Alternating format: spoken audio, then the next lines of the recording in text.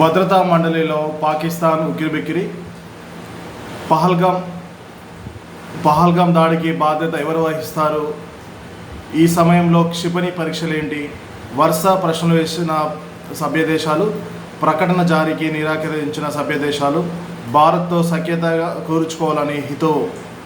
పహల్గాం ఉగ్రదాడి నేపథ్యంలో పాకిస్తాన్పై ప్రపంచ దేశాలు ఆగ్రహం వ్యక్తం చేశాయి.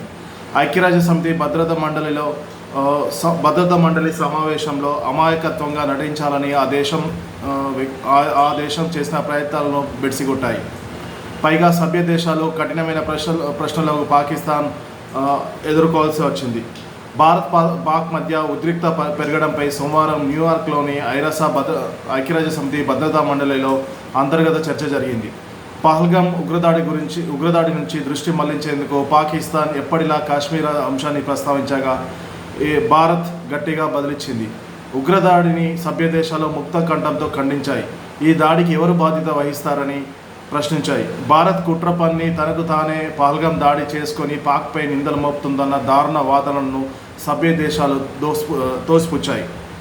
ఉగ్రదాడికి పాల్పడిన వారు జవాబుదారీగా ఉండాలంటూ తేల్చి చెప్పాయి.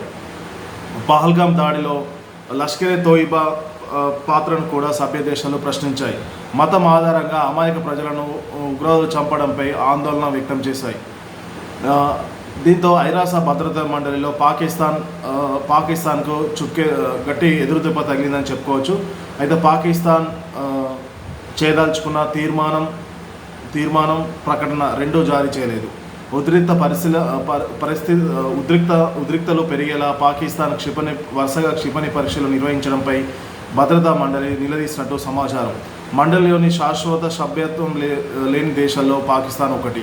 ఆ దేశం అభ్యర్థనపైన ఈ సమావేశం జరిగింది.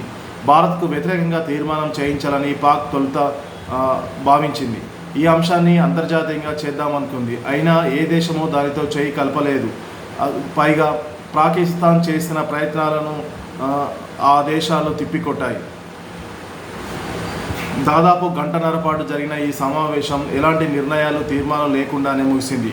ప్రకటన విడుదలకు ఐక్యరాజ్య సమితి నిరాకరించడంతో పాక్ ముఖం మీద తలుపులు మూసినట్లయింది.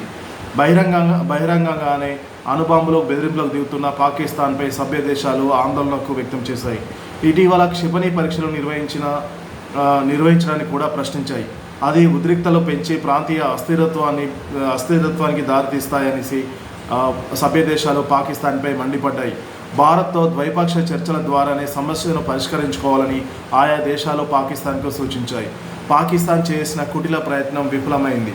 పాకిస్తాన్ ఉగ్రదాడి విషయాన్ని పక్కకు మలిచి పాకిస్తాన్ అంశాన్ని అంతర్జాతీయ చర్చ తెరపైకి తీసుకొచ్చి అంతర్జాతీయంగా చర్చ జరిగేటట్టు చూడాలని చేసిన కుటిల ప్రయత్నం నెరవేరలేదు. అంతేకాకుండా భారతే పహల్గాం పర్యాటకులపై దాడులు చేపించి పాకిస్తాన్పై